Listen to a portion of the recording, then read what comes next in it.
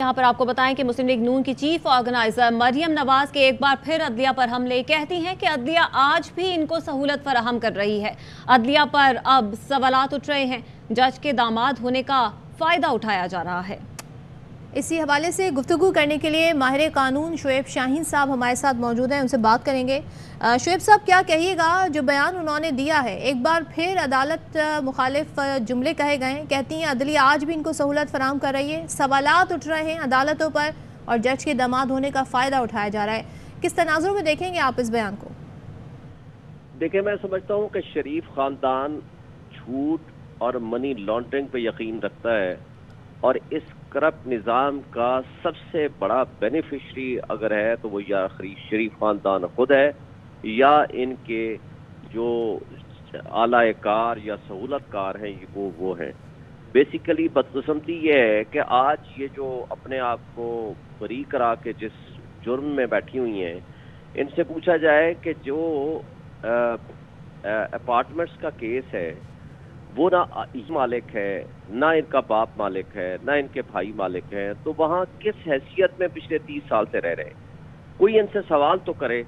और बदकिस्मती ये है कि अब इनको भी शर्म नहीं आती कि जिस बेनिफिशियल करप्ट निज़ाम से ये मफादात हासिल करते हैं और वो अदलिया मजबूर हो के इनके हक में फैसले करती है कि जहाँ प्रोसिक्यूटर खुद जा करके इनके हक में स्टेटमेंट्स दे के, जब नैब के क़वानीन उनके अपने मुजरिम और उनके वकील मिल बैठ के तब्दील कर देंगे, जब ये इक़्तिदार में लोटाक्रेसी के ज़रिए आकर के अपने आप को बरी कराने के लिए और पूरे FIA को भी कंट्रोल कर लेंगे, किस तरीके से शहबाज शरीफ, हमजा शहबाज और ये खुद बरी हुई हैं, और किस तरह दूसरा सलमान जो आया है और जिसको जो 4 साल 5 साल बाहर रहा और एब्सकॉन्डर रहा, भगोड़ा रहा, और आज यानी इनका इख्तदार है अपने सगे भाई का और इन सब का। और यहाँ कोई एक हुकूमत भी नहीं चारों सूबों में कि जहाँ इमरान खान की हुकूमत हो, जो 2 हुकूमतें थीं वो भी डिसॉल्व हो गई और इनकी मनपसंद के लोग बैठे हुए हैं। तो इनका बाप आता क्यों नहीं है? ज़रा नवाज शरीफ साहब से पूछा जाए, इनसे सवाल किया जाए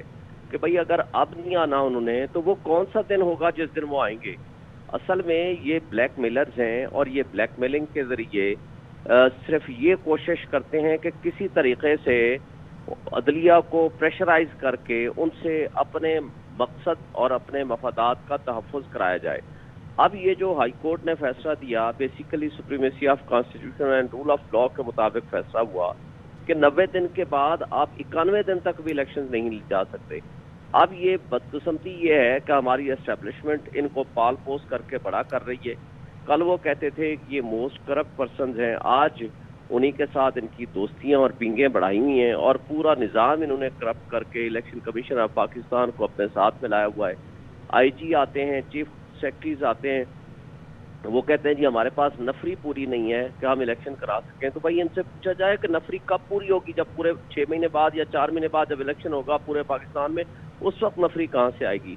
असल में बड़े ऑनरेबल आदमी हैं chief justice Lahore high court और बड़े चीफ जस्टिस सुप्रीम कोर्ट के जस्टिस उमर अता बंदियाल, ऑनरेबल के साथ साथ बड़े ऑनेस्ट लोग हैं। अब इनको ये तकलीफ है, अब कासिम सूरी वाला फैसला सेटिसाइड किया और इनके हक में फैसला आया तो वो बेहतरीन जज थे। जब दोस्त मोहम्मद मजारी की रूलिंग सेटिसाइड की तो वो बदतरीन जज हो गए। उसके बाद जब इनके हक में फैसला आया, चीफ जस्टिस जो मौजूदा आमिर फारूक साहब हैं इस्लामाबाद हाई कोर्ट के, और उन्होंने इनको बरी किया तो उस वक्त भी जज बहुत बेहतरीन थे और बहुत अच्छे थे, और आज जज फिर बुरे हो गए हैं इसलिए कि अदालत ने ये कह दिया कि आइन की बालादस्ती होगी और आइन के मुताबिक आप इलेक्शंस कराएं। तो इनसे पूछा जाए कि वो किस वक्त आप अदलिया के साथ होते हैं और किस वक्त अदलिया के खिलाफ होते हैं। और जिस रेफरेंस में वो कह रहे हैं, क्या जस्टिस जवाद हसन जो है उसका दामाद जो है उसकी वजह से ये फैसला आया है? ये बदकिस्मती है हमारी, और इन लोगों के खिलाफ कोई एक्शन नहीं होता और ना ही तो इन्हें अदालत होती है जो इससे अल्फाज इस्तेमाल किए। बिल्कुल शुएब साहब, यही सवाल पूछना चाह रही थी कि जब कोई और इस तरह के बयान देता है तो उन पे मुकदमे दर्ज किए जाते हैं। अदलिया के हवाले से नून लीग की अगर तारीख देखी जाए तो वो एक तारीख ही रही है। मरियम नवाज के बयान पर क्या अदालत इस पर एक्शन ले सकती है? जी बिल्कुल, अदालत बिल्कुल एक्शन ले सकती है और इसको लेना चाहिए। इससे पहले इसने कहा था कि मैच फिक्सिंग की तरह कोर्ट फिक्सिंग हो रही है, ये बहुत बड़ा इल्ज़ाम था।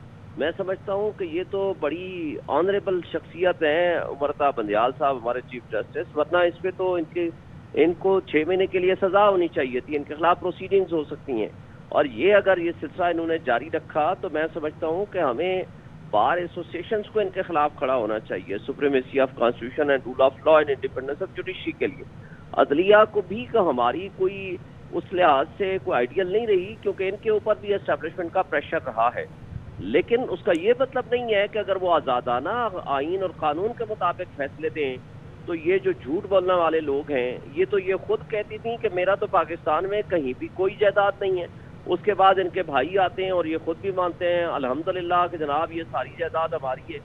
वो फिर उसके बाद एवन फी डिपार्टमेंट में ये आते हैं और ये कहते हैं कि जनाब हमें तो पता ही नहीं कि ये किसके हैं, और उसकी बुनियाद पर ये अपने आप को बरी करा लेती हैं। और आज किस मुंह से जिसके ये बेनिफिशरी हैं, ये 10 साल के लिए ये जो सौदा करके गए थे और टाइम बाद आकर के कन्विक्शन सेटिसाइड सुप्रीम कोर्ट ने की थी, पहले कहा था कि जी नहीं मैं तो 5 साल के लिए गया था, जब वो जो एग्रीमेंट सामने आते हैं तो पता चला नहीं ये 10 साल के लिए डील करके गए थे। तो बात यह है कि इनकी तो अच्छा ये आज से 10 महीने पहले महंगाई मुकाओ मार्च की ये लीडर थी, वो यहाँ धरना देने आई थी और बड़ा लीड करके मार्च को आई थी।